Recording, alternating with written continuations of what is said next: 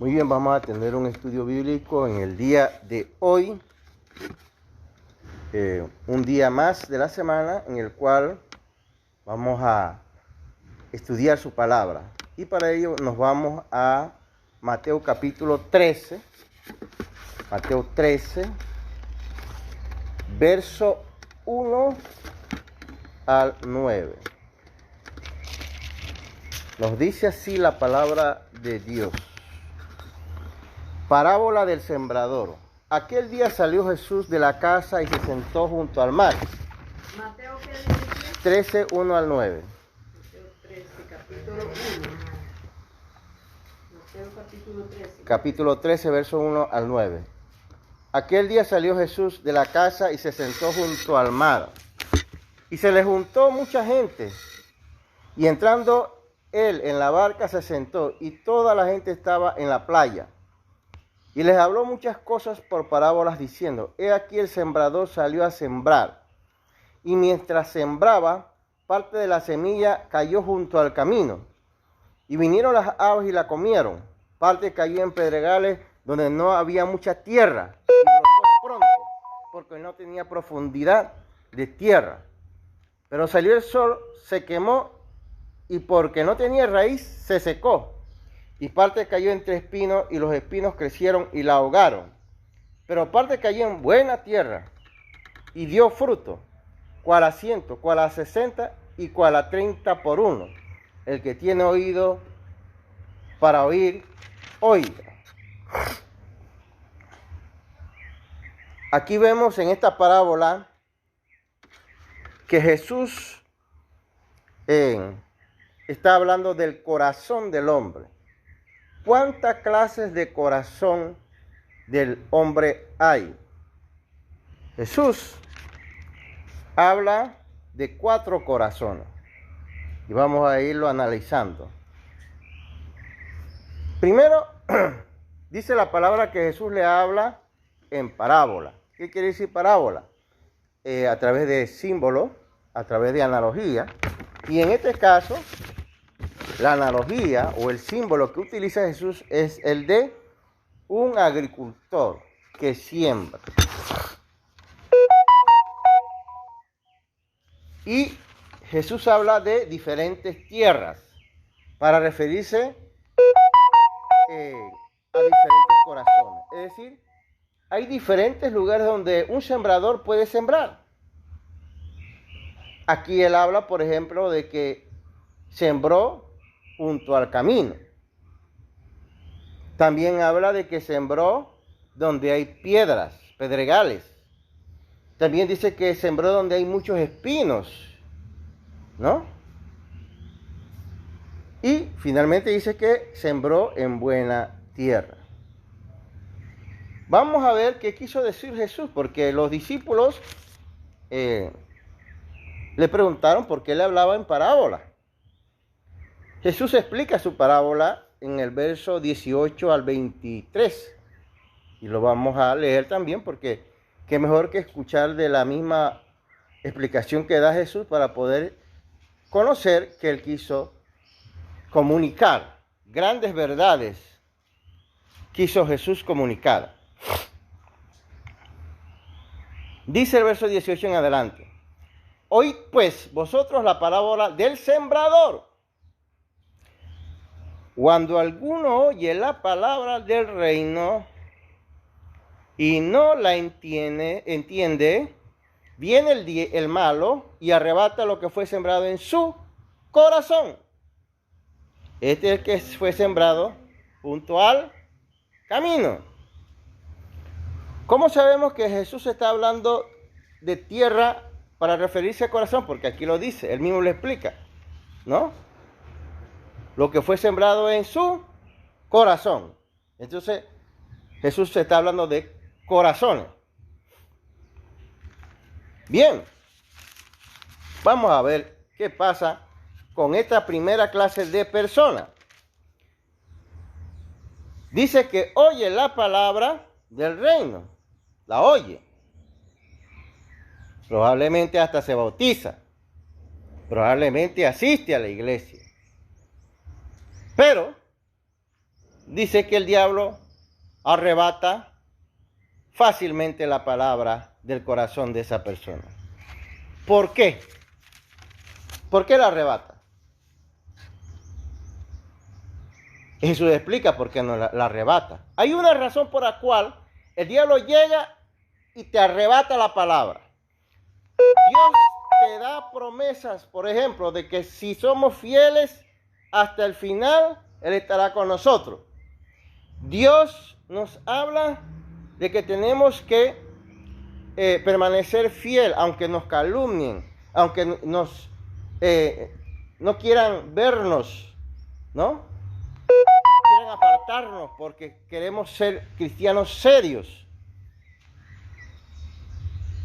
Pero cuando la palabra está sembrada en un corazón que es parecido a estar junto al camino, llega el diablo, dice la palabra aquí, y la arrebata, ¿verdad? Es así, ¿no? La arrebata. ¿Por qué la arrebata? ¿Por qué el diablo fácilmente arrebata la palabra de una persona que supuestamente se bautizó y que llega a la iglesia? Dice, ¿por qué la arrebata en esta primera fase?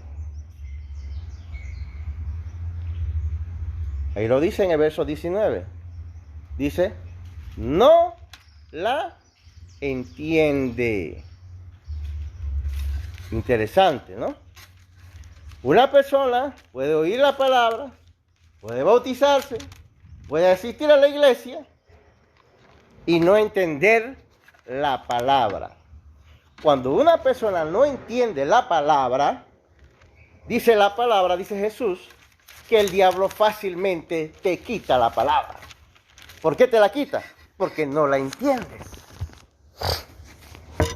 Es igual cuando el cuerpo está desnutrido. Uh-huh.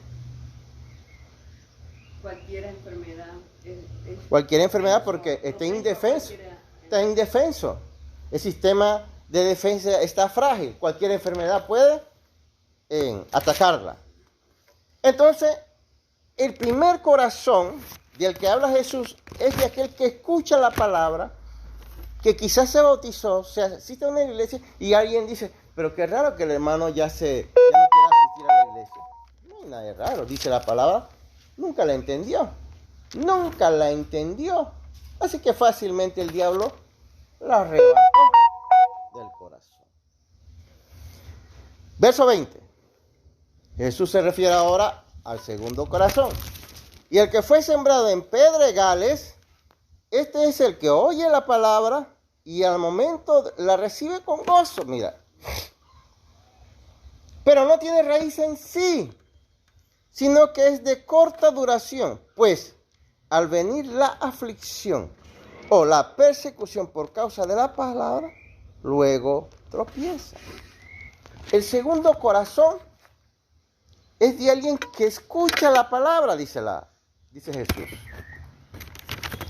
Pero tropieza. Este segundo corazón es alguien que escucha la palabra, hasta lo recibe con gozo, dice Jesús. Dice que hasta la persona la recibe con gozo, se bautiza, asiste a la iglesia. Pero hay un problema en ese corazón, por el cual fácilmente el diablo también lo va a arrastrar. ¿Cuál es ese problema?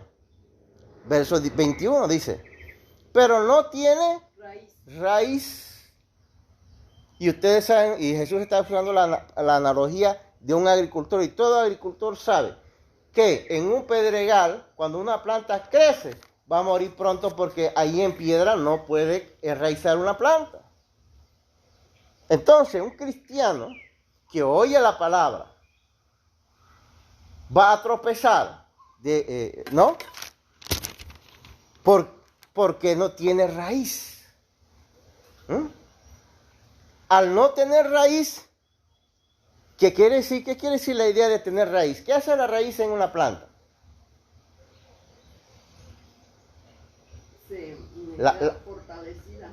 Queda fortalecida, queda pegada a la tierra, ¿verdad? Buscando profundidad. Busca profundidad. de tal forma que tiene buena duración. Es decir, que es una planta fuerte. Cuando una planta está bien enraizada, no se cae. Entonces, cuando un hermano, un cristiano, no tiene raíz espiritualmente hablando, dice que es de corta duración. ¿Por qué? Porque viene la aflicción, cualquier aflicción. Se enferma, pierde su trabajo, cualquier aflicción, pierde su salud. ¿Cuántas aflicciones no tiene el mundo? Problemas matrimoniales, problemas con los hijos. Dice la palabra que cuando viene la aflicción, tropieza, es decir, que se aparta.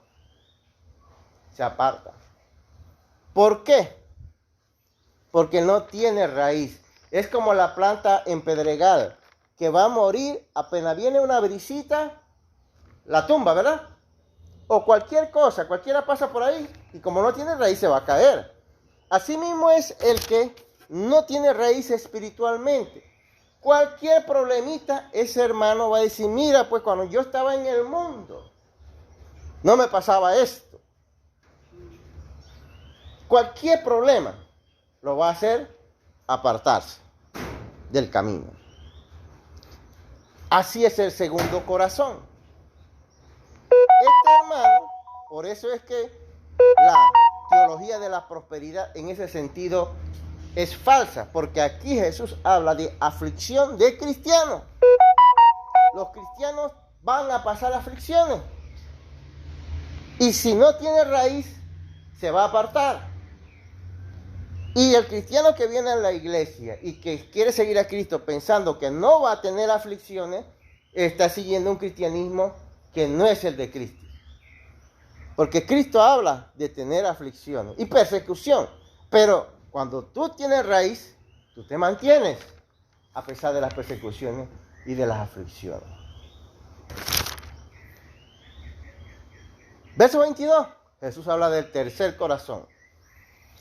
El que fue sembrado entre espinos, dice, este es el que oye la palabra, pero el afán de este siglo y el engaño de las riquezas ahogan la palabra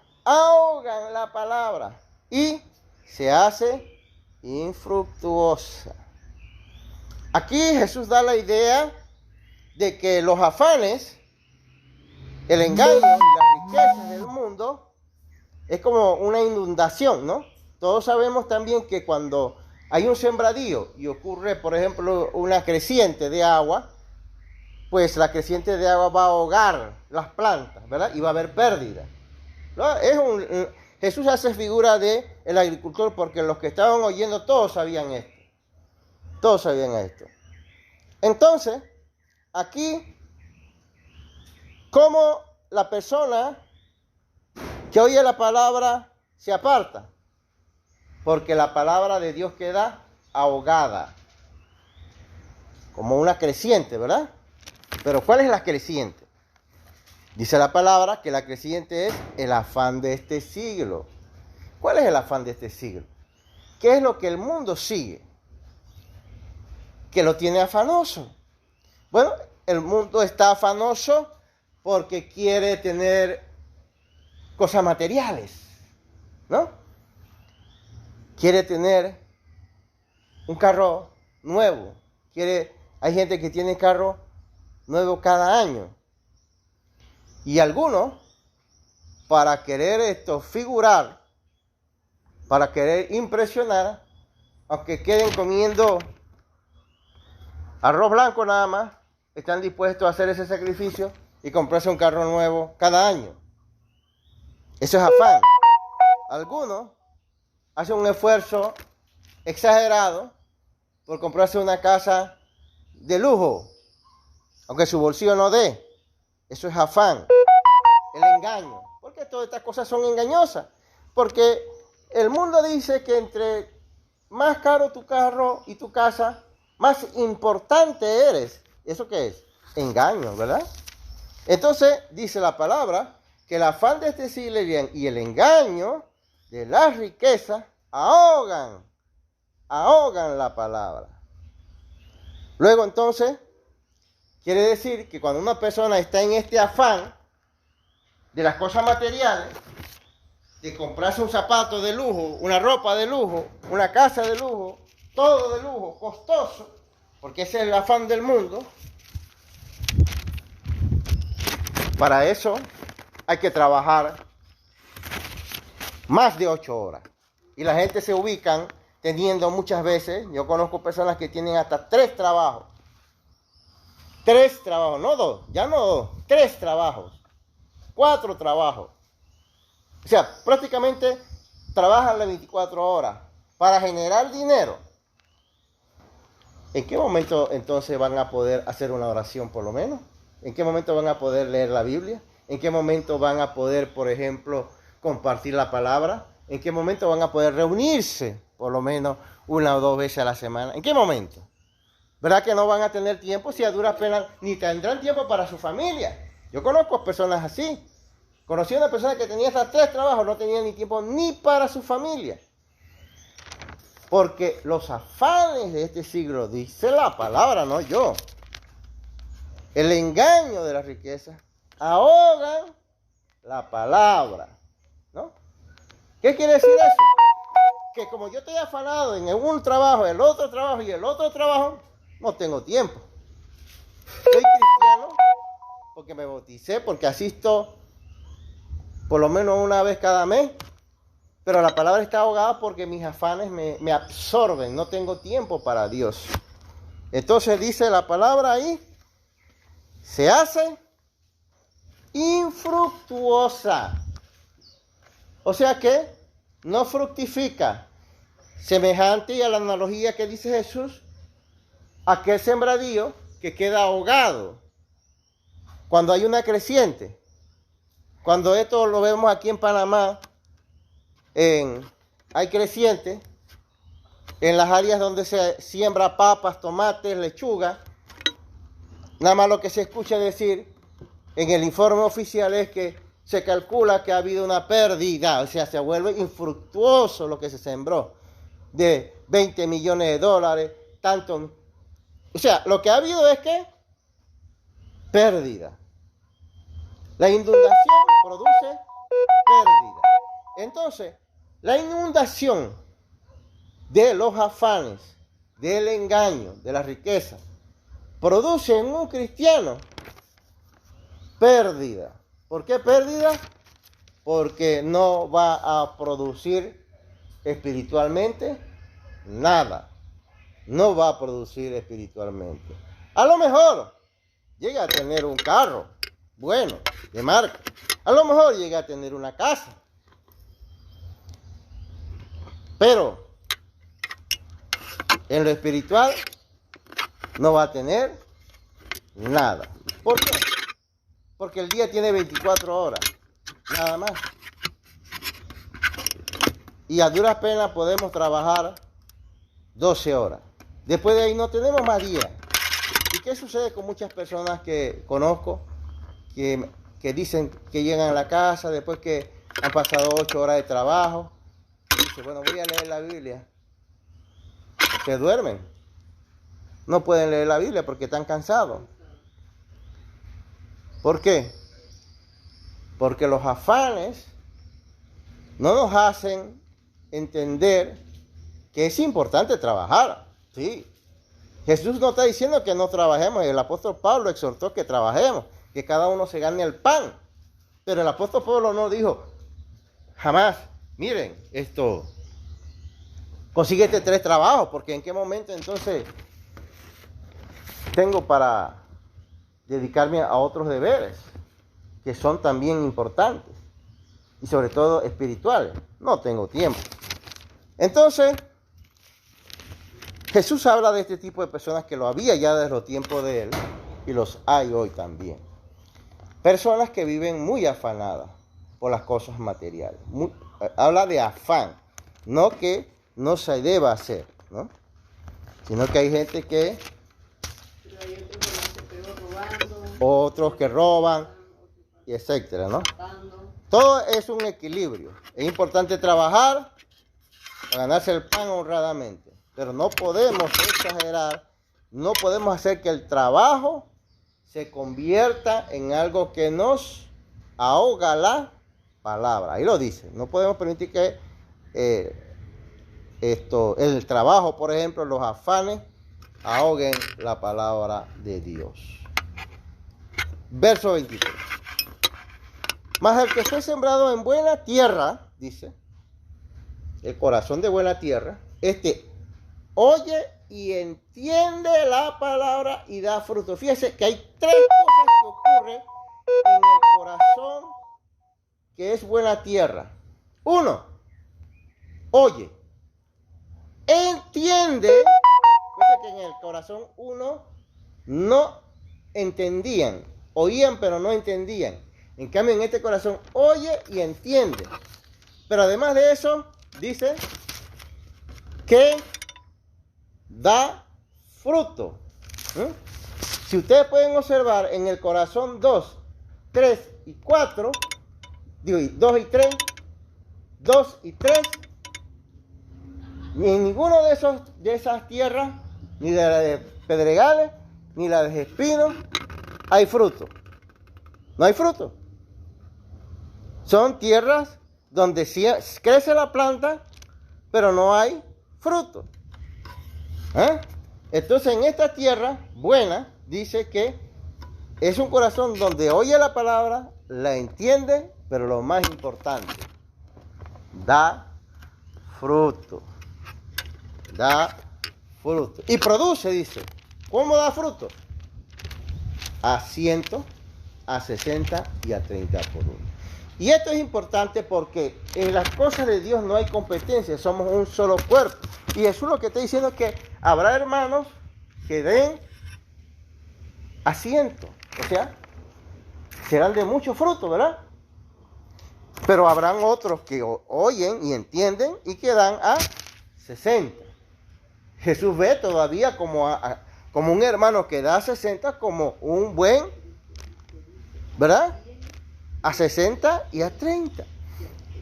Jesús ve como bueno todavía el que da 100, 60 y hasta el de 30.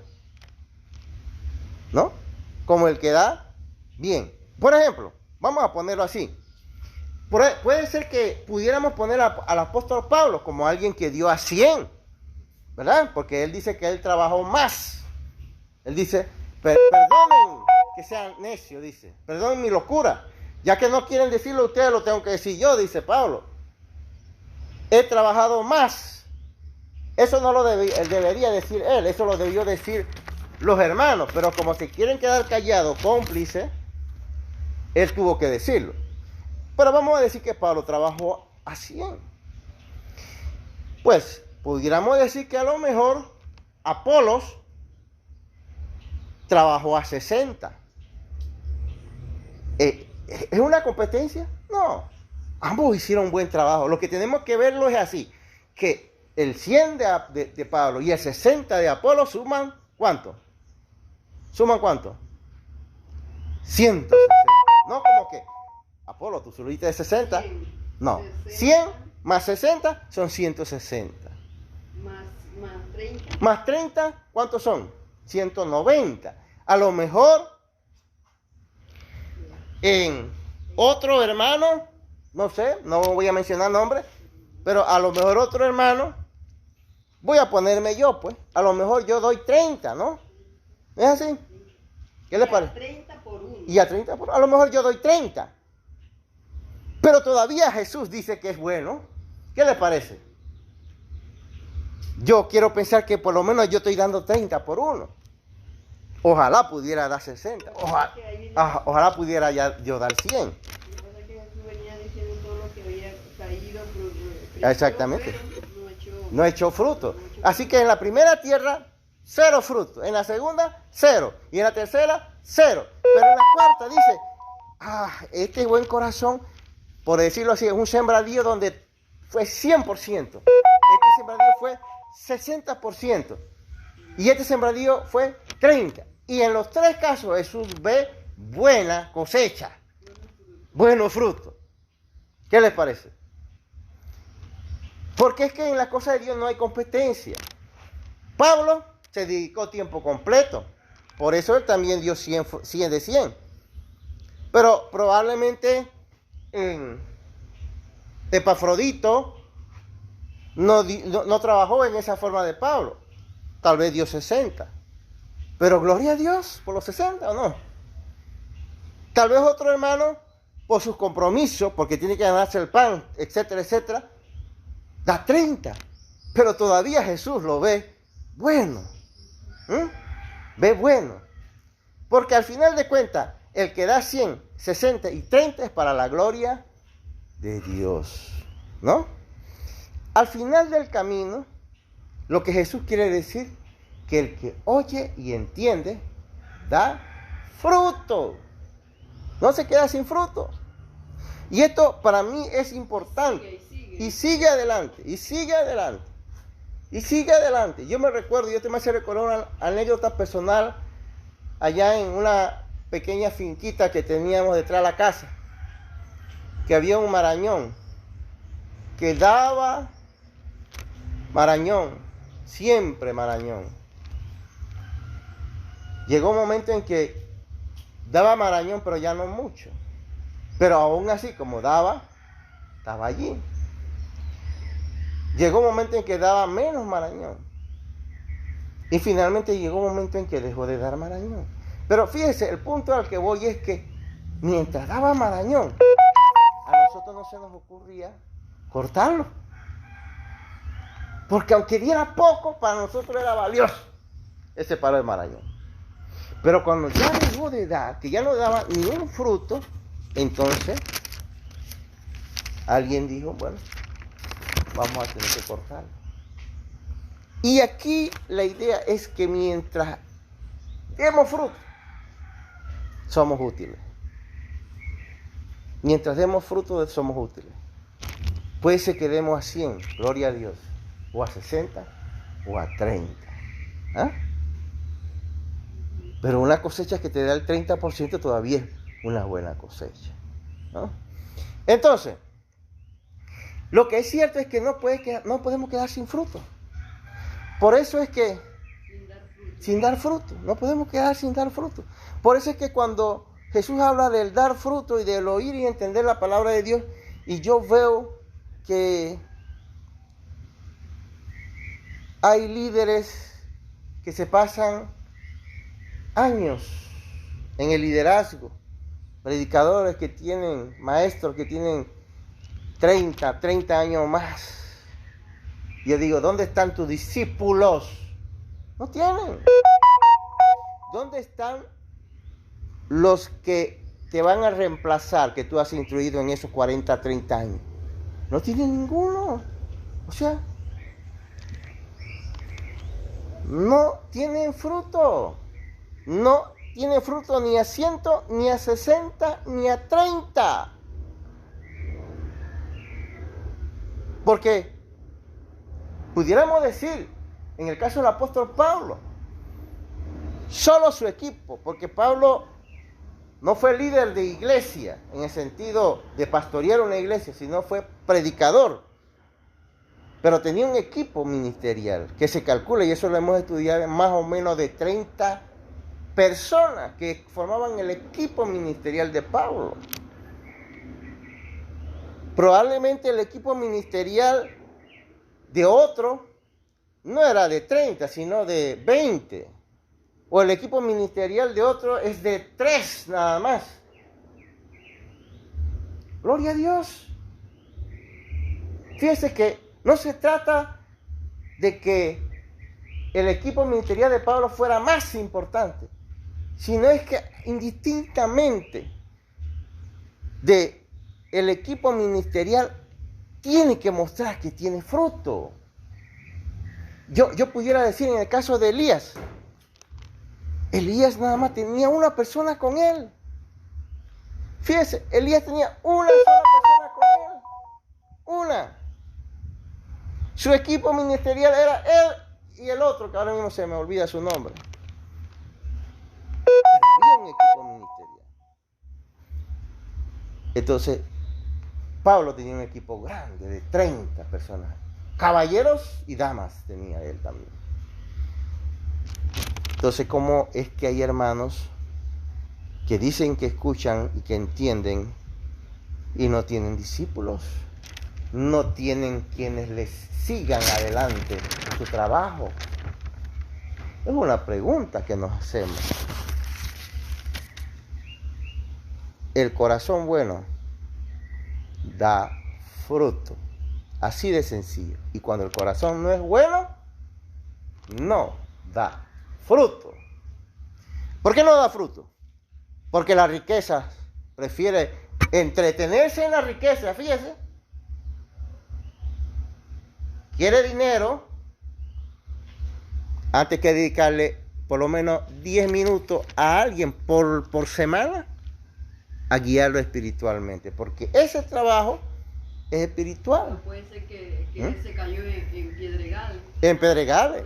Produce, pero Ajá, por eso es que cuando vemos no da fruto. Crece, pero se que mantiene ahí. ajá, Se mantiene, pero no da fruto. Hay árboles que vemos, el aguacate, hay árboles ajá, que están había, ahí, pero muchos dicen, son árboles machos.